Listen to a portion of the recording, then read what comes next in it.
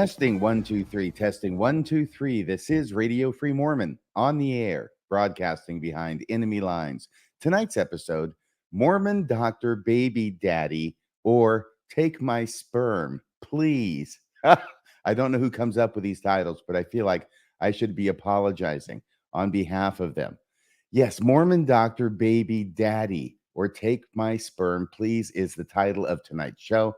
It is a crazy story that involves a Mormon, not just a Mormon, but a Mormon doctor. And you can guess that he becomes a baby daddy in an unusual way.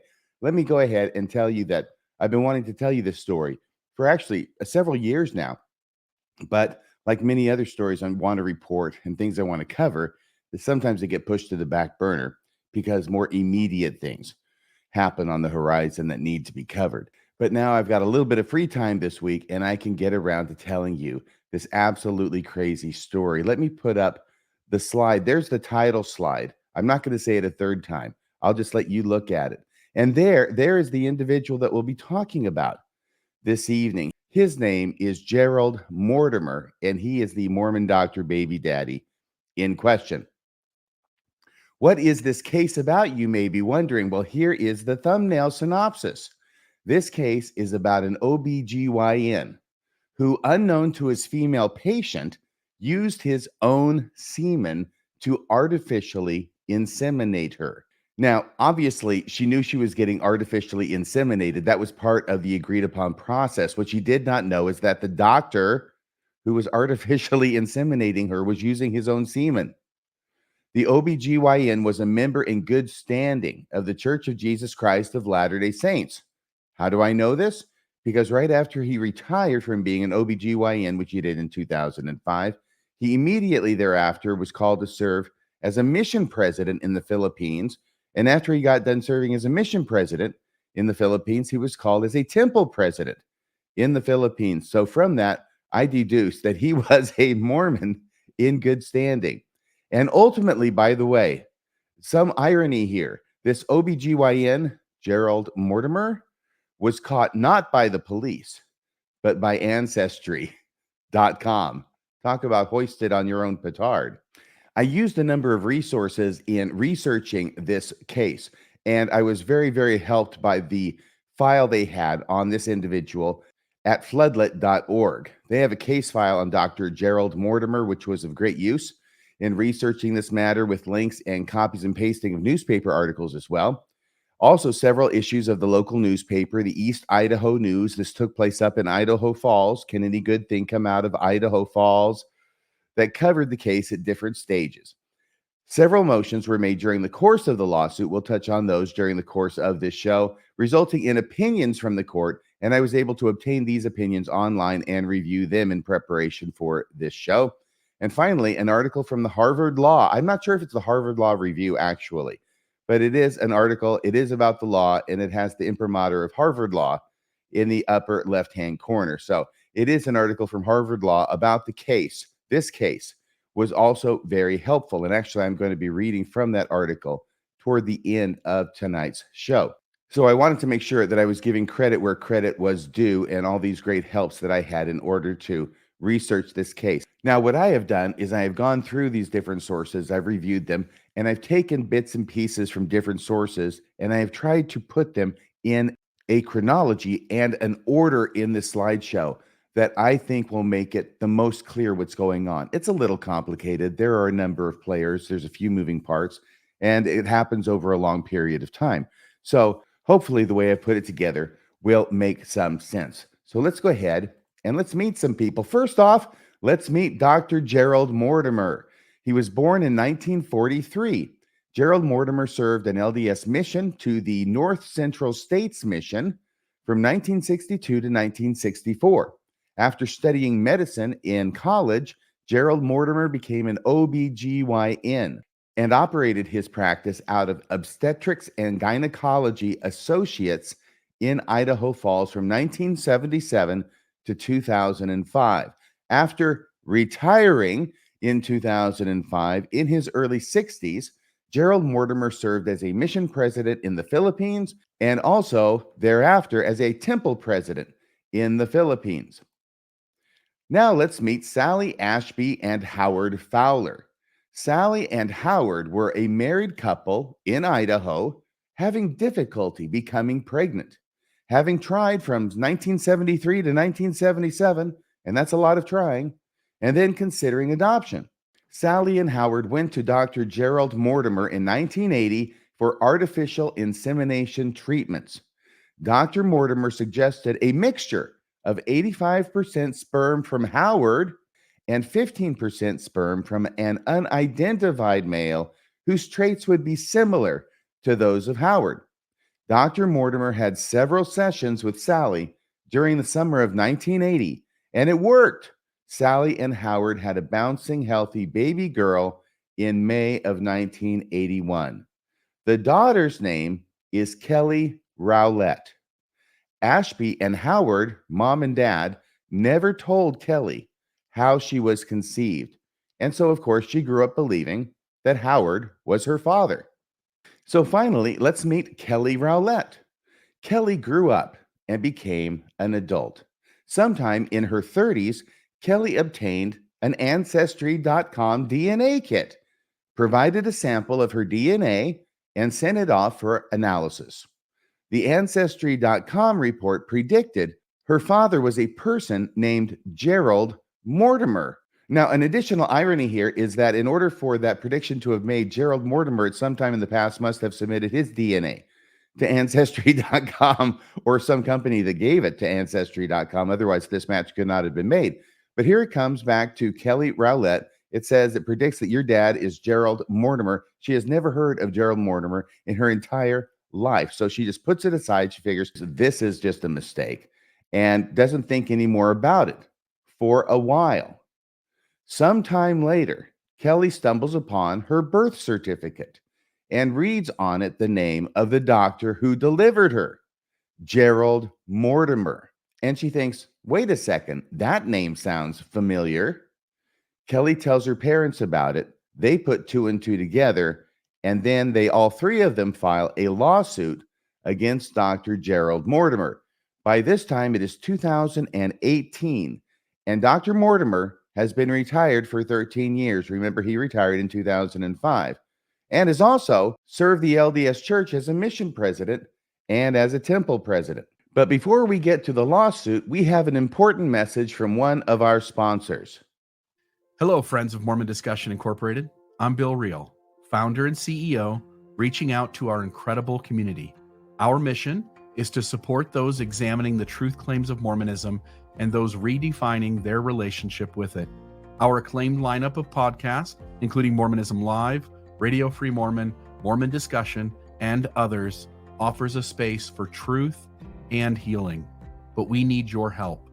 Your donations power our work, expanding our outreach, improving our content, and creating new initiatives. Visit MormonDiscussions.org, click the donate button, and make a difference today. Donate to your favorite show, like this one, as your support empowers us to empower others. Thank you for being a part of the change. Together, we're making real impact.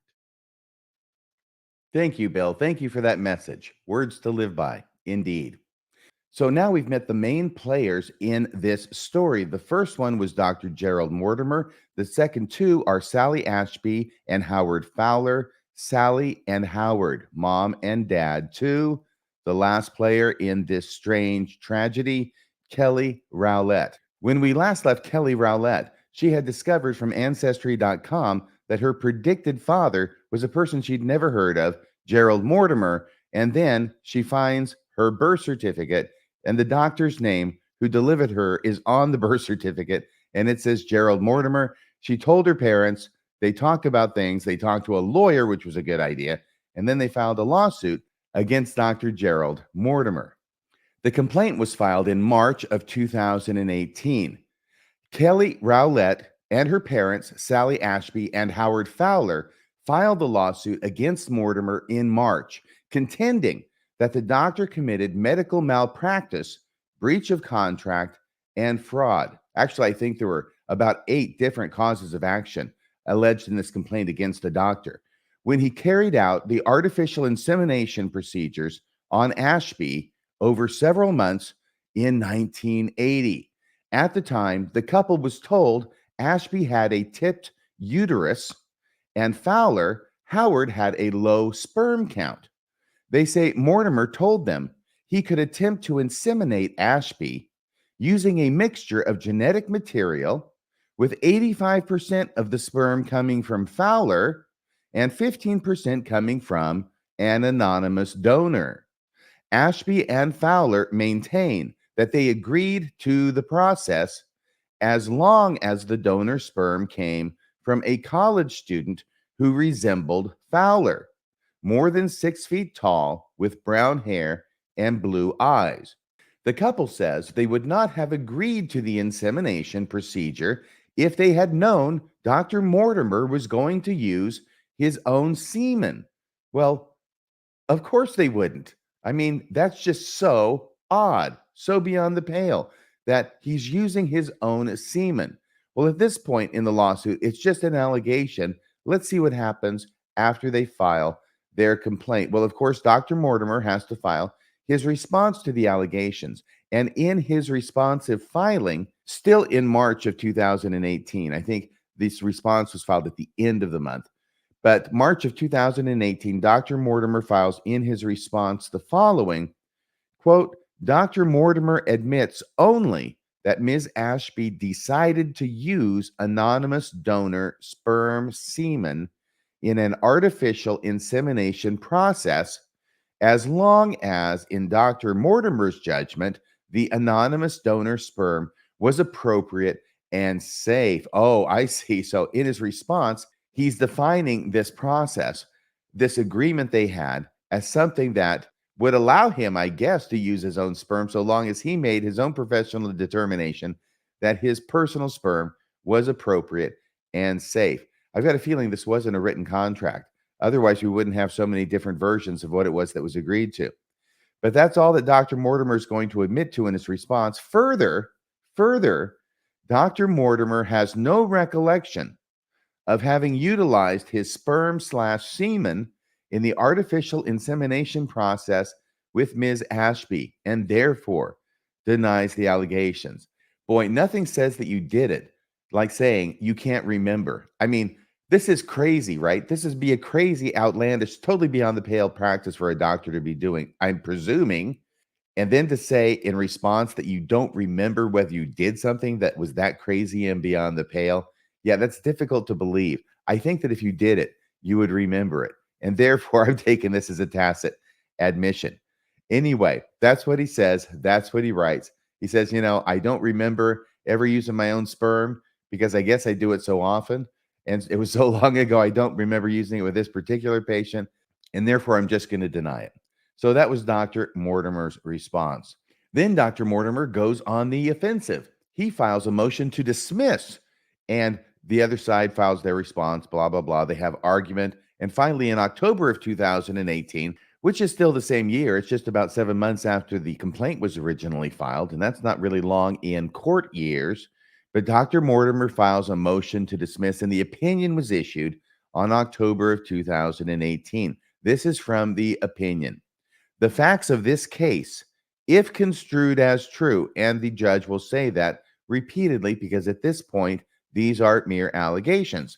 He says the facts of this case, if construed as true, paint a picture of troubling conduct carried out by a person in a position of trust. And yes, he's talking about Dr. Mortimer. Plaintiff's anger concerning the alleged misconduct is understandable. And while there may be valid public policy arguments to be made, each claim must meet strict legal requirements to survive a motion to dismiss. Here, plaintiffs have largely failed to meet those requirements in relation to most of their causes of action. So, Dr. Mortimer's strategy here is going to be largely successful. Let's see how successful. The opinion goes on. Under Section 6-1012, the facts of this case sound in medical malpractice. And because of the heightened standards of proof required in such a case, the court must dismiss all other claims. So, like I said, they had around 8 claims against this individual, Dr. Mortimer. arguing different causes of action. And all of those got dismissed at this motion hearing. All of those got dismissed except for one, medical malpractice, which is very hard to prove. And yet that's the only one that survived. By the way, that's the only one that needed to survive. You only have to have one that survives a motion to dismiss, and you get to go forward. And that will be important, as you will see later on. Additionally, each claim is independently barred, other than medical malpractice, by its applicable statute of limitations or other relevant case law. Yeah, this is a suit that's being filed. How far? 1980, 20, 38 years. 38 years after this is alleged to have happened.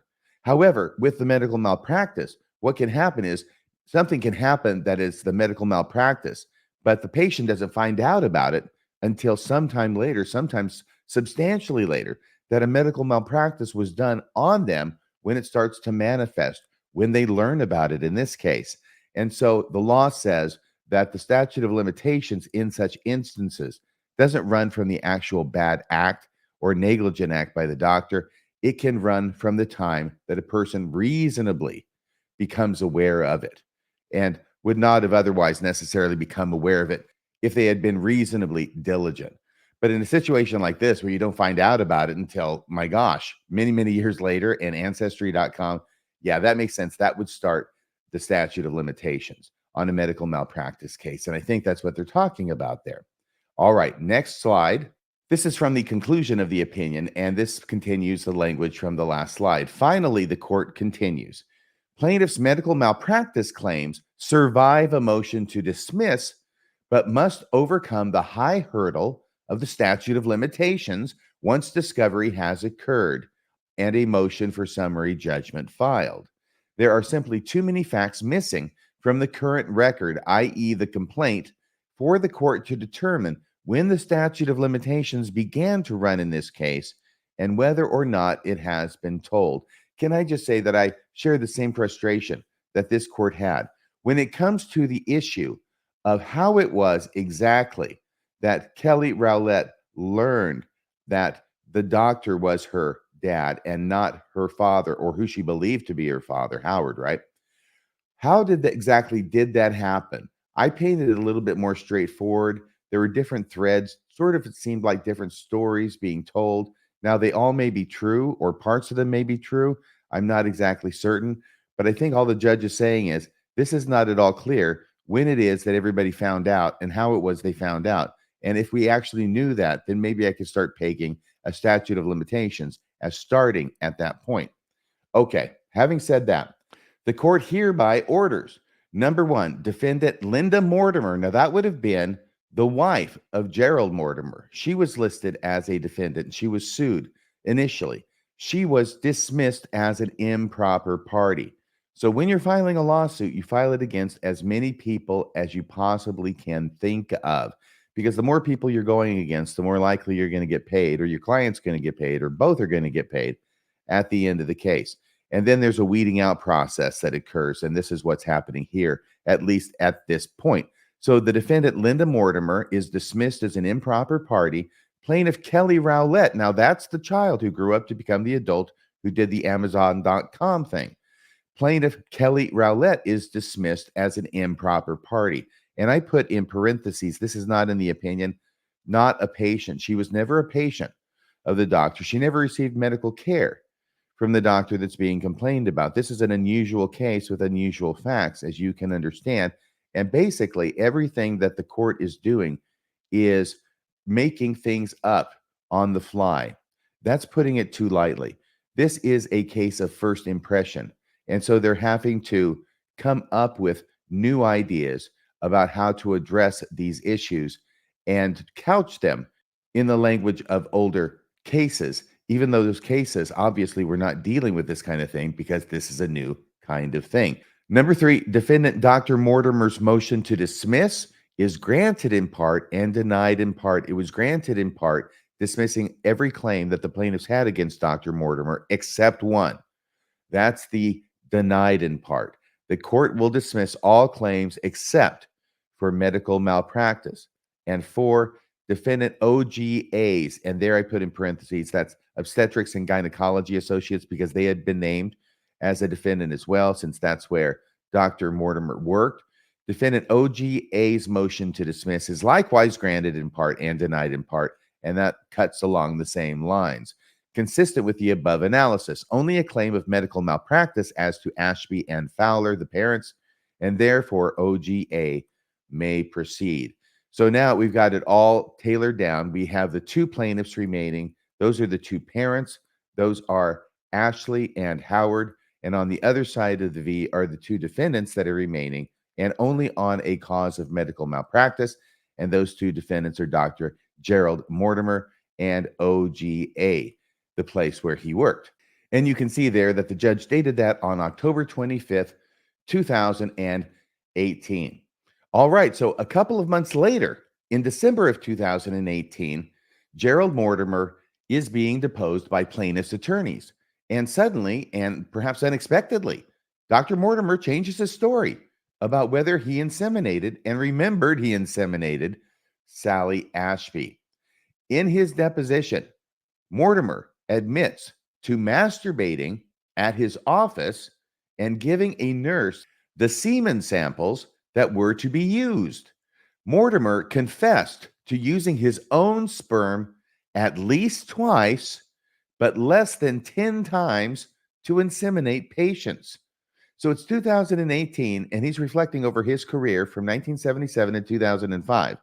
That's a long career, and this is a long time afterward. And he's trying to figure out and respond to questions about how many people he did this to, how many women did he do this to? And he's going, well, at least twice, but not as many as 10. So somewhere in there. And of course, he has every motivation to minimize what it is he's saying. But at least he's admitting to something more than what it is he's being sued for, which is this one instance, this one patient. And yet there are others out there, at least 2, as many as 10. And something tells me probably more than 10, and maybe a lot more than 10. But that's what he admitted to in his deposition. I guess his conscience was getting to him, and he couldn't keep up the lie. He was employed at Obstetrics and Gynecology Associates of Idaho Falls from 1977 to 2005. Court documents indicate he left the practice because he feared he would be caught, which is why earlier on when I said he retired in 2005, I put the retired in air quotes. Court documents indicate Dr. Mortimer left the practice because he feared he would be caught. He remained Ashby and Fowler's physician through and after the delivery of Rowlett. So Dr. Mortimer remains the physician for Ashby, also Fowler, but mostly Ashby, the mom, after Rowlett is delivered, after Kelly Rowlett is delivered, because apparently they get divorced and she gets a new husband and she gets pregnant right away. And there's a little baby that she has named Nick. And guess who the doctor is? Well, it's still Dr. Mortimer. Mortimer remained Ashby and Fowler's physician through and after the delivery of Rowlett. Mortimer admitted to knowing Rowlett was his child at the time of her birth, as he was delivering her, according to the deposition. Lawyers asked if Mortimer previously lied about not being able to remember using his own sperm to inseminate Ashby. And Mortimer admitted to the fabrication. He admitted he lied. I was ashamed, Mortimer said. I regret the fact that I was a sperm donor, that I did those things in the past. I guess I feel bad about that. I wish I hadn't done it. That's from the deposition of Dr. Mortimer in December of 2018. And as mentioned in that last slide, Dr. Mortimer continued being Sally's doctor after delivering Kelly.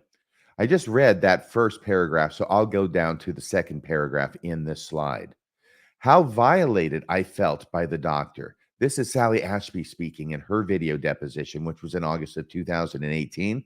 How violated I felt by the doctor, that's Dr. Mortimer, knowing what he had done, and that he continued to see her, that's Kelly, her daughter, and that he continued to see her, the doctor continued to see little Kelly, every appointment that we had when I was pregnant for Nick. That's Rowlett's half-brother. So Kelly Rowlett's half-brother. Like I said, this mom, Sally Ashby, apparently they'd gotten divorced, remarried perhaps, Anyway, gets pregnant again. This is going to be Nick. She takes her daughter with her, of course, because her daughter's very, very small. Kelly Rowlett goes to the appointments, and all the time, the mom is taking her little daughter to go see her dad, and nobody knows that this is her dad except for Dr. Mortimer. He's the one who knows. He's her dad. He's the one who knows he's some other child's dad in some other home in Idaho Falls. He knows he's the father of all of these different children throughout the community, many of whom have grown up. Now, people have asked me, why on earth would he do such a thing? What is his thought process? And I was pondering this, and last night it came to me. It's actually a rather simple answer. The reason is because he gets something out of it that he likes. Now, it doesn't appear that he gets money out of it. It doesn't appear that he gets fame out of it because it's all a secret. So there's something about fathering all these children that makes him feel really good, and that makes him feel good enough about it. And by good, I don't mean that it's a good thing, but it appeals to him.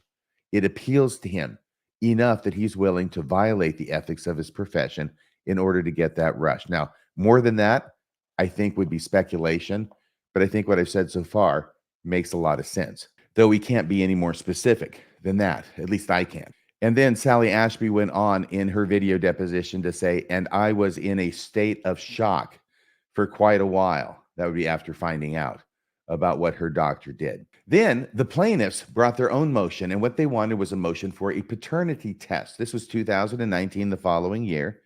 And Dr. Mortimer, of course, they've gotten the DNA test, but it's from Ancestry.com. And how do you prove to a court that the testing procedure at Ancestry.com is sufficiently reliable to be accepted in the scientific community? That's going to be a problem. It's going to be a problem finding out who it was who went and tested it. It's also going to be a problem finding out what the chain of custody is on this particular sample. So the obvious solution to this is to do a motion like the plaintiffs did to the court to require Dr. Gerald Mortimer to submit to a DNA test. And that would be something that would be admissible, and they can keep hands on the chain of custody. Interestingly, the doctor, even though he has already admitted to using his own semen to inseminate his patient, Sally Ashby, he nevertheless fights this motion that he submit to a DNA test. Plaintiffs Sally Ashby and Howard Fowler moved the court for an order requiring Gerald Mortimer to submit to a DNA test. Mortimer contested the motion, arguing that the Ancestry.com test was sufficient. Oh, yeah, right. Because of obvious problems, not only with the reliability of the Ancestry.com test, but also with the chain of custody. The court granted the plaintiff's motion, and Gerald Mortimer was required to submit to the DNA test.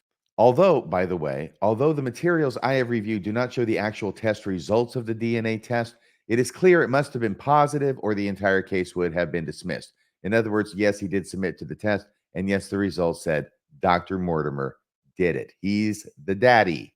He's the Mormon doctor baby daddy. Next, in 2020, the following year from that, plaintiffs filed another motion, and this was a motion for summary judgment. So what they want to do is they want to go to the judge and say, look, we've got a situation here where we basically all agree to the facts at this point. When we started this whole thing out, the doctor was denying having inseminated Sally Ashby.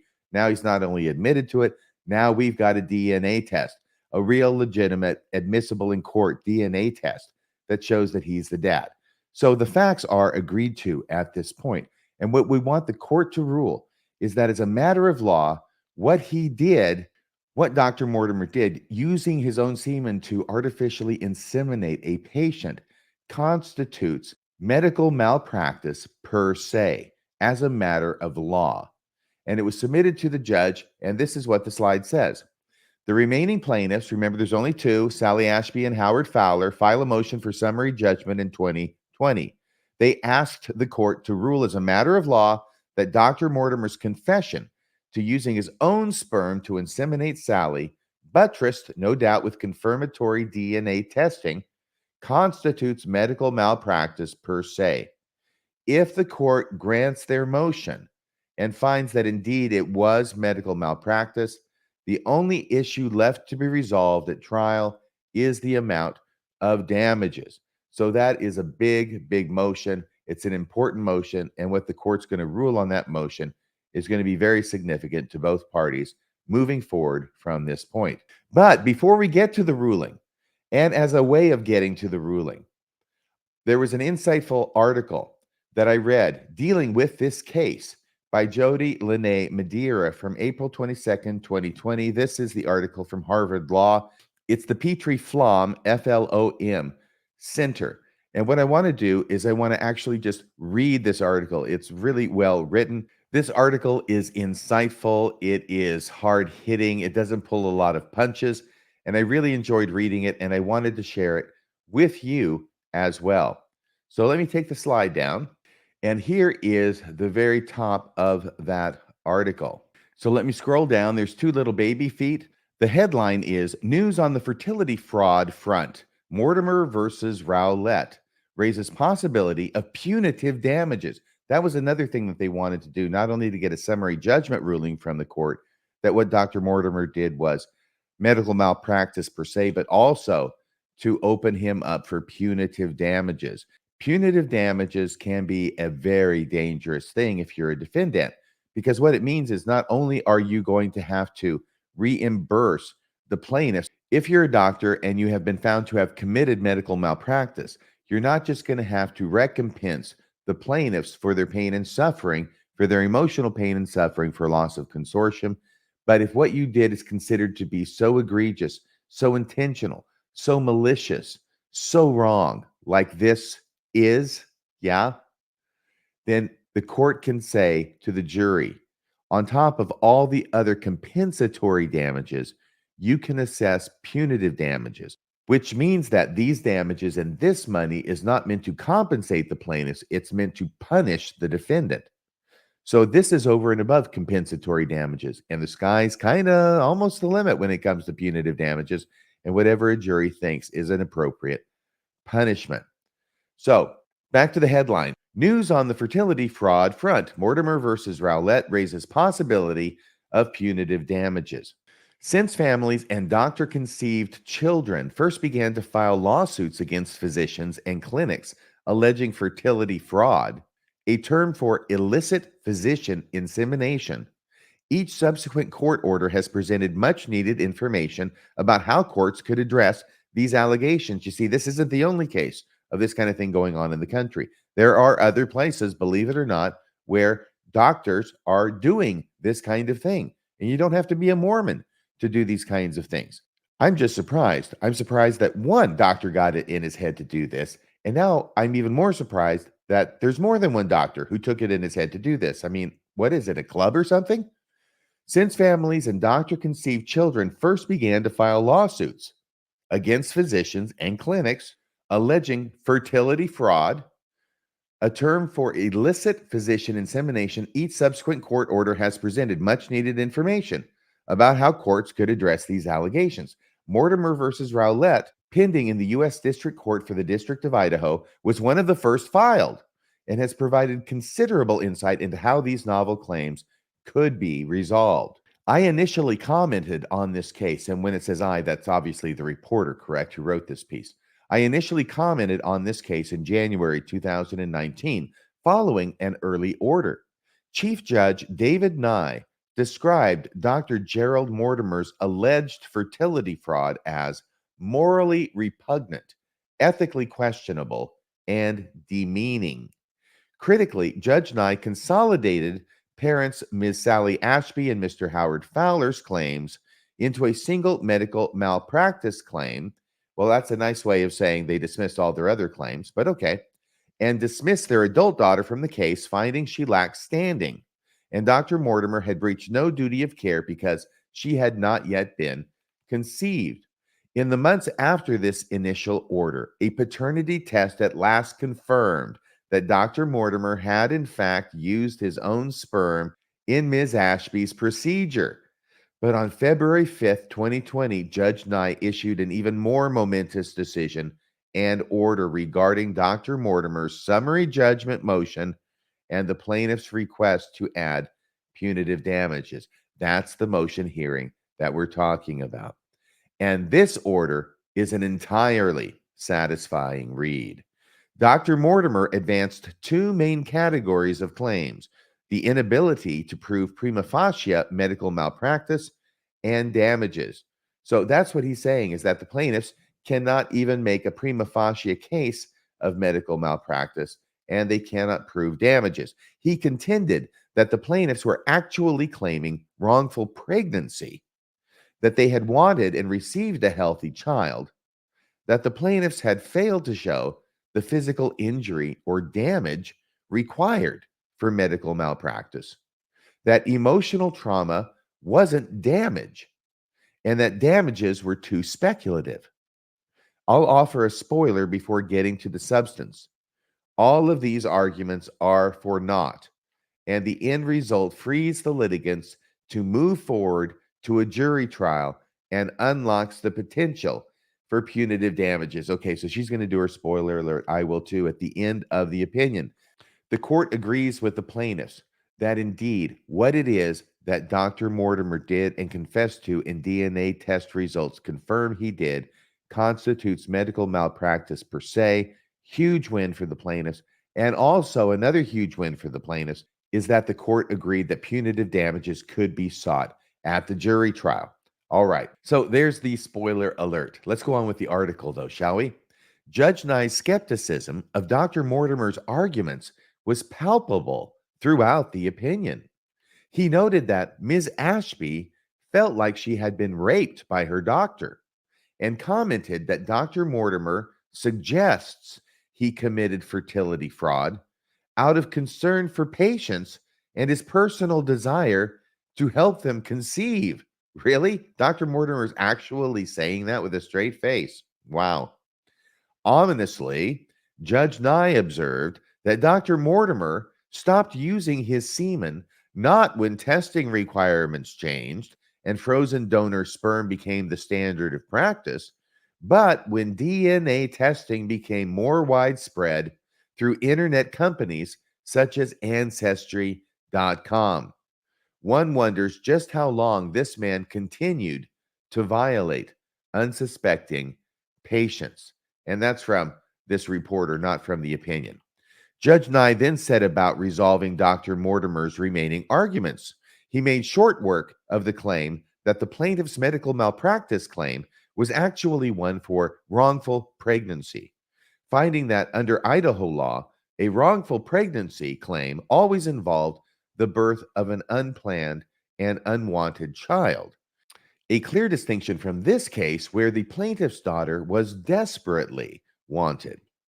What was unwanted and unplanned was Dr. Mortimer's use of his own semen to artificially inseminate Ashby without her knowledge or consent. That was from the opinion. Thus, Judge Nye affirmed this is not a case about parentage or conception. It is about fraud and deception by a physician. He also determined the plaintiff's child's existence was not an injury. The harm devolved solely from the doctor's intentional conduct and failure to conform to the community standard of healthcare practice in obstetrics and gynecology. Next, Judge Nye turned to Dr. Mortimer's causation claims regarding the plaintiff's injury and damages. The causation claims means that he's saying, well, what I did didn't really cause any of their injuries, any of their emotional distress. Yeah, it seems like a hard argument to make, and the judge doesn't seem to be having any of it. The judge, handily dispatched Dr. Mortimer's appalling argument that he only owed his patients a duty to avoid physically injuring them, finding that emotional distress damages were cognizable injuries. To hold otherwise would be insupportable and would require the court to ignore the reality of his conduct and insulate a physician from intentionally negligent and, as discussed above, in some states, criminal medical treatment that did not impose a physical injury. Right. If we're going to buy off on this rule that's being argued by Dr. Mortimer and his attorneys, what are we saying? That doctors can do this willy-nilly and there's nothing that can be done about them? It's not violating any kind of law. It's not violating any kind of statute that would allow for a lawsuit to be brought against them? Yeah, that's crazy. That's not happening. And this judge is not going to agree with that argument. Crucially, Judge Nye found that emotional distress was foreseeable from this conduct because of plaintiff's vulnerability, the intimate nature of Dr. Mortimer's donation, and the sacred aspect of both conception and the parent-child relationship. This conclusion was reinforced by Dr. Mortimer's own incriminating admissions that he knew this conduct was wrong, understood it could create emotional distress, and had no reason to dispute that his actions caused both plaintiffs severe emotional distress. Judge Nye took Dr. Mortimer to task for arguing that the plaintiff's emotional distress was impossible to foresee 37 years earlier. Quote, there is obviously a distinction between foreseeing your conduct is negligent and could cause a patient emotional distress and foreseeing you will be caught for taking such actions. Yeah, that's really what you couldn't foresee. Thus, Dr. Mortimer's motion for summary judgment was denied. Judge Nye then addressed Dr. Mortimer's remaining damages claims. First, he rebutted Dr. Mortimer's claim that a substantial portion of the plaintiff's distress came from their daughter's discovery that she was not Mr. Fowler's biological daughter, not the illicit insemination. So he's saying, what I did was the illicit insemination. That didn't cause the emotional distress. What caused the emotional distress was you guys finding out about it. Judge Nye pointed to ample evidence that Mr. Fowler was outraged and suffered physical distress symptoms, and that Ms. Ashby felt nauseated, depressed, enraged, angry, and incredibly violated because she had taken her daughter to subsequent prenatal appointments, ignorant that her doctor was the biological father. Dr. Mortimer's claim that the plaintiff's emotional distress stemmed from litigation rather than his conduct also fell on deaf ears, and his assertion that the statute of limitations had run was defeated by the fact that the medical malpractice claim accrued when the plaintiff suffered a physical injurious change upon learning of his deceit. Yeah, not when the deceit happened, not when he did what he did back in 1980, when they learned of it. That's when the cause of action accrued. That's when the statute of limitations began to run. In the final portion of the order, Judge Nye found that substantial evidence supported allowing plaintiffs to amend their complaint to include punitive damages. The plaintiffs had included an expert report from a physician who determined Dr. Mortimer's conduct deviated from the local standards of care in 8 ways. Dr. Mortimer, only 8.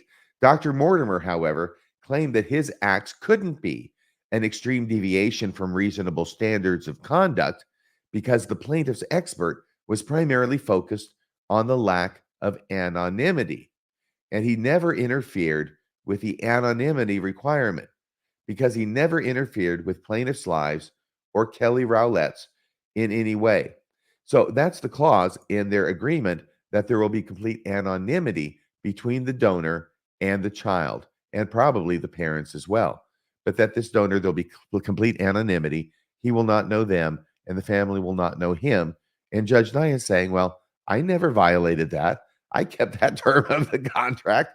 I never wanted them to know that I was the father. So believe me, I never reached out and contacted them and said, hey, guess what?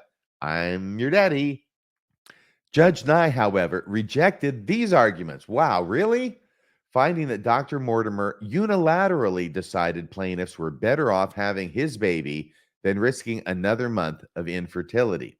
Violated plaintiffs' desire that their sperm donor would not know them or their baby, right? Because that was part of the desire, that the sperm donor would not know them. Well, the doctor did know them, and deviated from the applicable standard of care in 7 additional respects. Before inflicting the last body blow, Judge Nye easily sidestepped Dr. Mortimer's feeble argument that punitive damages weren't warranted in cases where the defendant intended to do good, regardless of how misguided the accompanying actions may have been. I just meant to do good when I was putting my semen inside of you without letting you know. Oh my gosh, is he really arguing this? I intended to do good. I meant well when I was using my own semen to artificially inseminate you without your knowledge. Yes, That had a good motive behind it. Oh my gosh. Okay, so he's saying that because I meant well, punitive damages should not be allowed. Deeming this characterization self-serving, yeah, Judge Nye noted that Mortimer has changed his story throughout this lawsuit. The defendant initially denied using his own semen, then asserted he didn't specifically recall using his sperm to inseminate Ms. Ashby, then admitted that he did use his own sperm to inseminate Ms. Ashby, and realized that their daughter was his biological child, but still continued to contest paternity testing. Dr. Mortimer's dishonesty and evasion, Judge Nye remarked, suggest his motivations were not as pure as he contends.